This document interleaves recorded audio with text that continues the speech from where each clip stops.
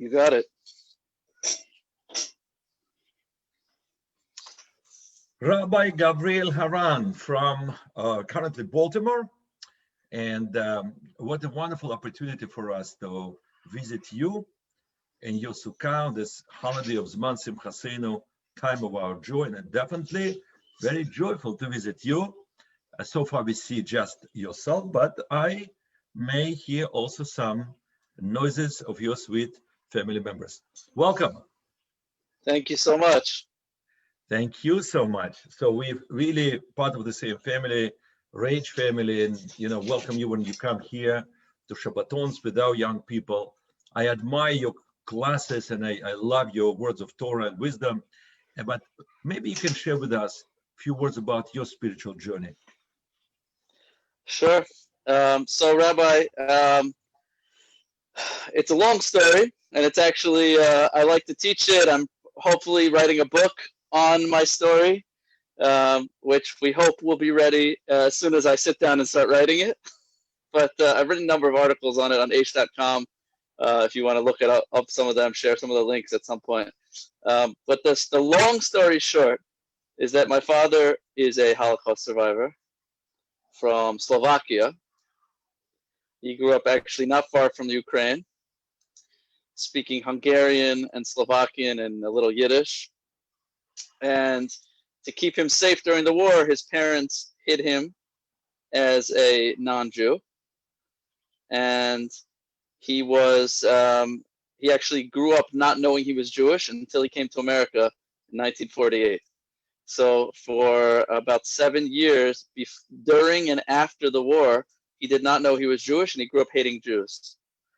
So when he came to America, he went to yeshiva, and when he finally realized what was going on, he was very hurt and very upset and very ashamed. So when I grew up, I did not go to Hebrew school. I didn't have much of a Jewish education, and we didn't really celebrate holidays. And I was more or less, ambivalent about my Judaism. At best, I thought it was about the Holocaust. Judaism was about the Holocaust, but I was very ashamed. I inherited that from my father.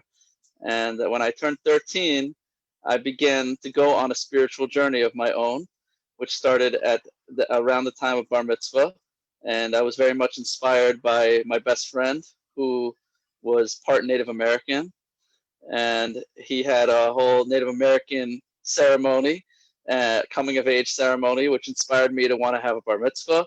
And I did begin a bar mitzvah lesson at that time and began searching for answers and for meaning and to find my people and to find a spiritual path. And that journey took me to many different countries and many different spiritual paths and religions until I finally ended up in Israel about 20 years ago.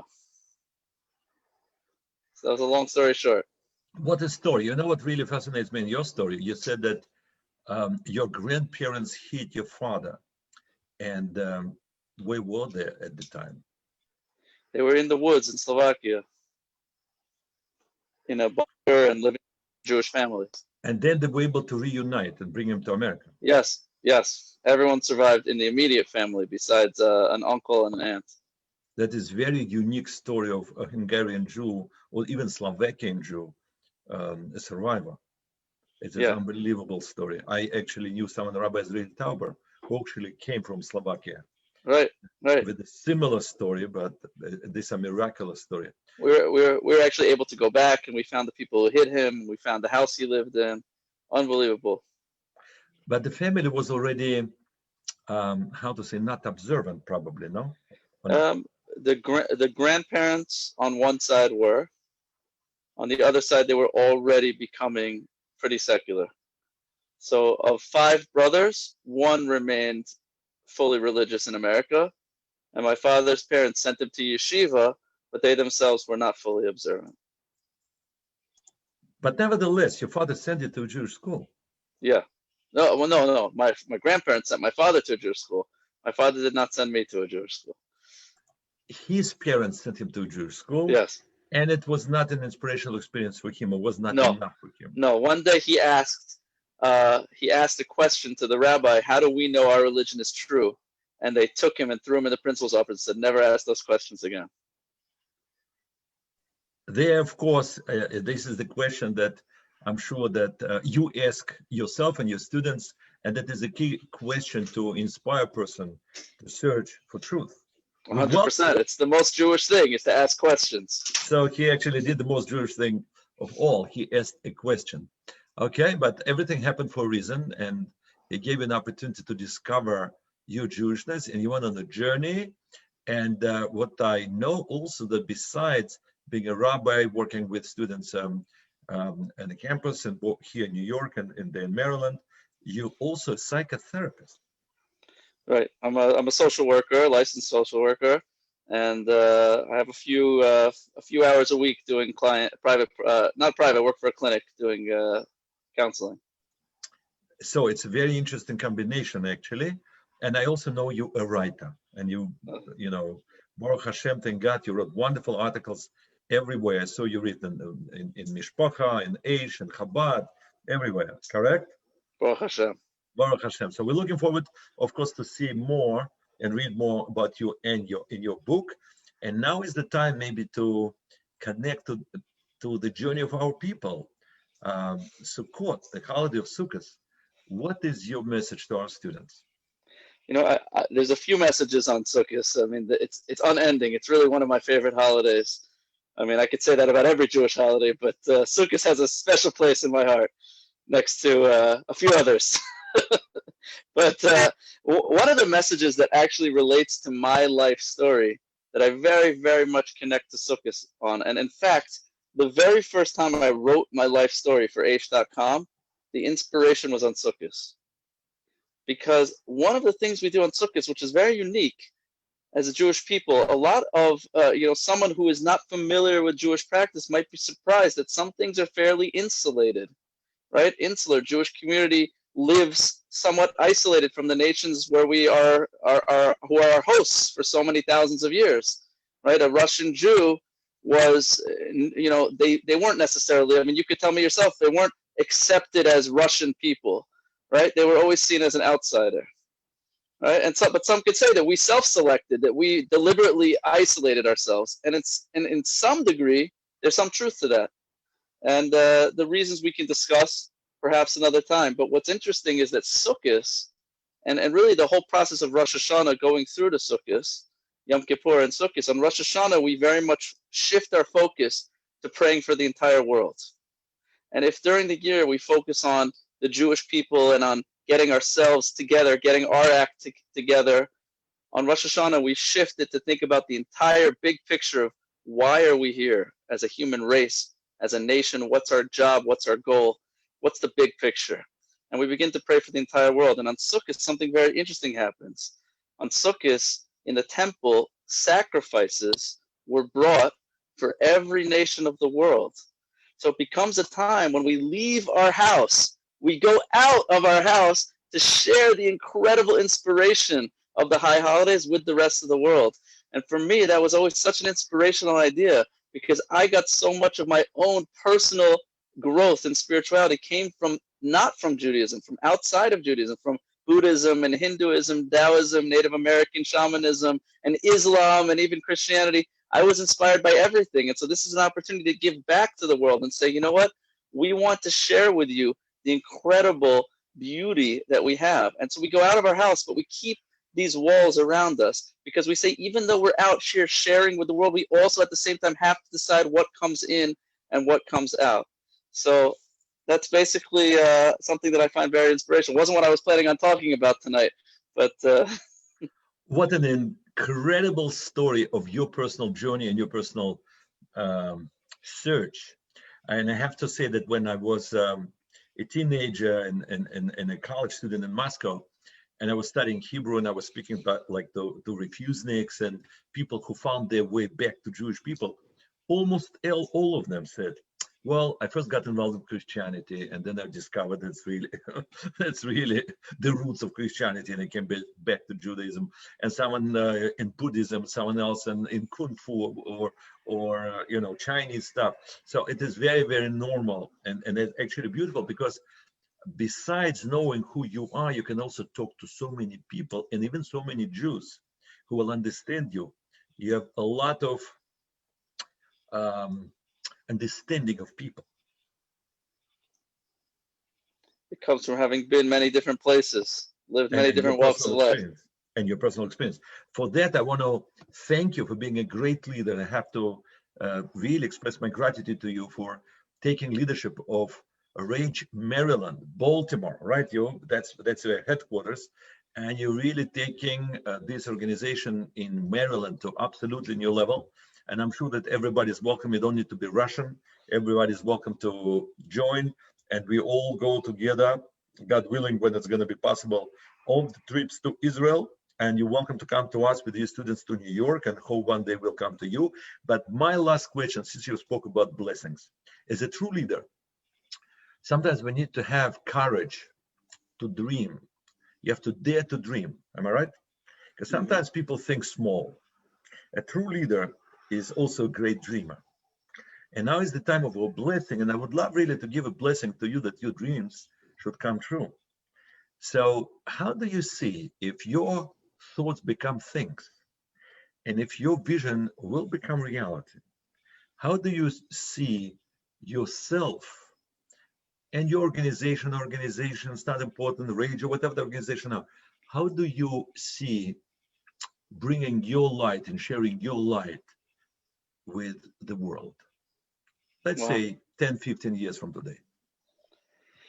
Wow, that's a great question, Rabbi. I appreciate that.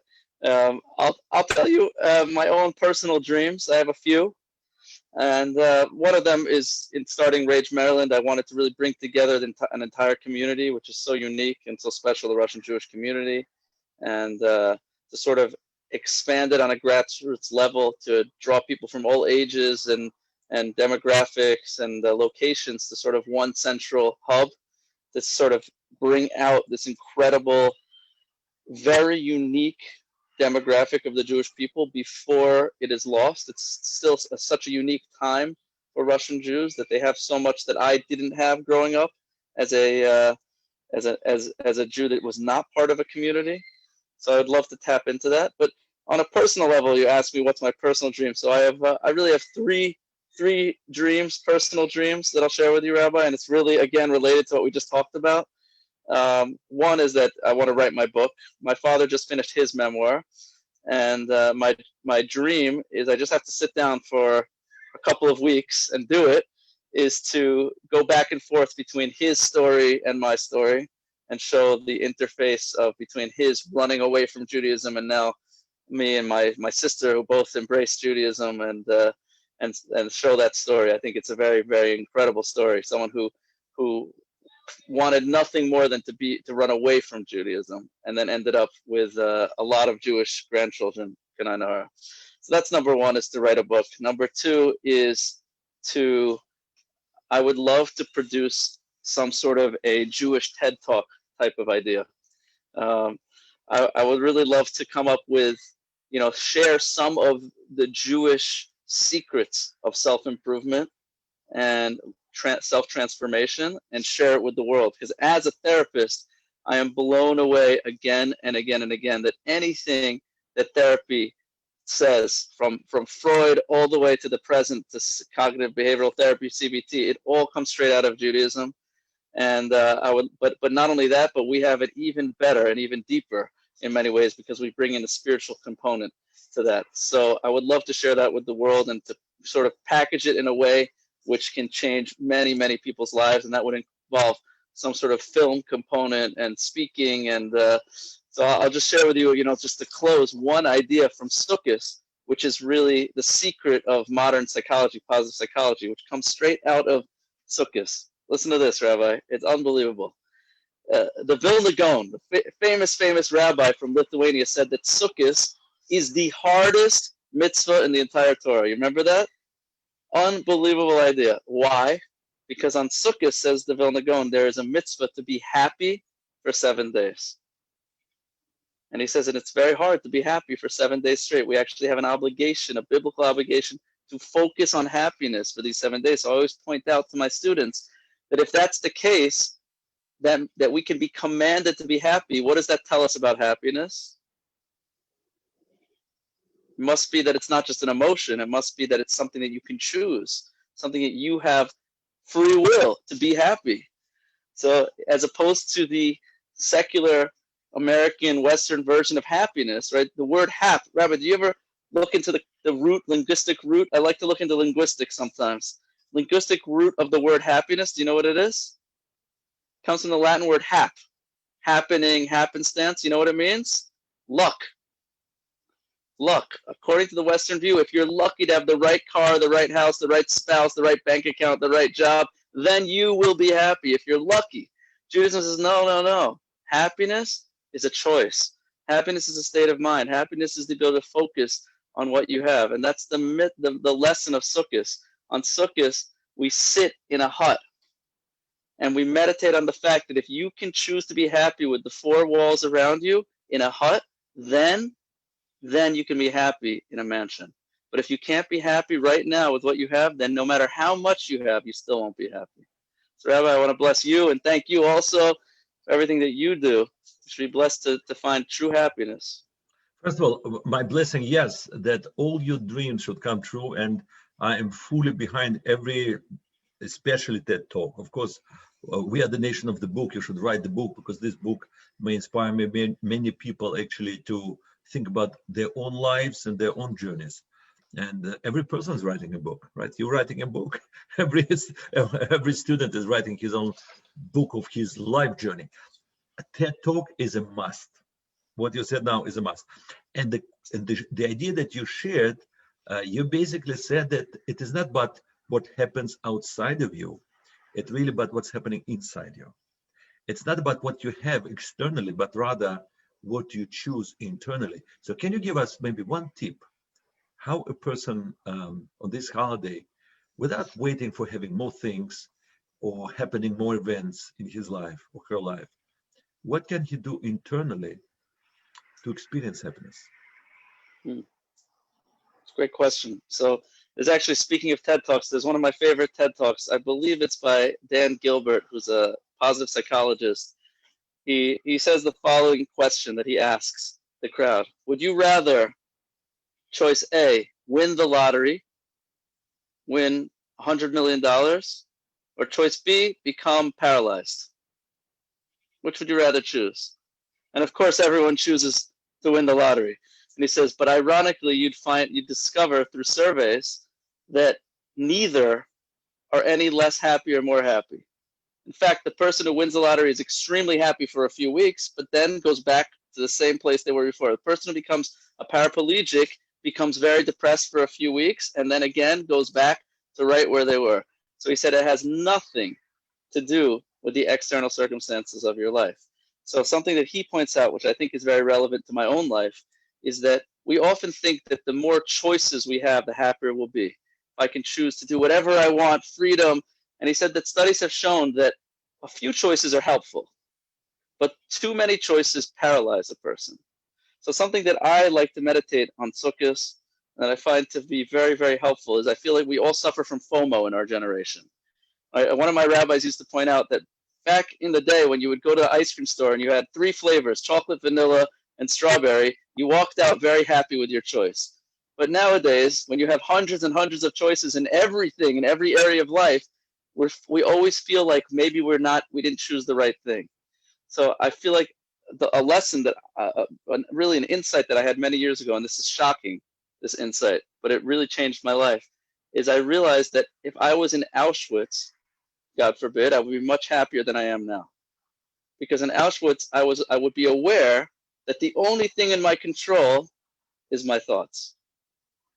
And that's what Viktor Frankl said.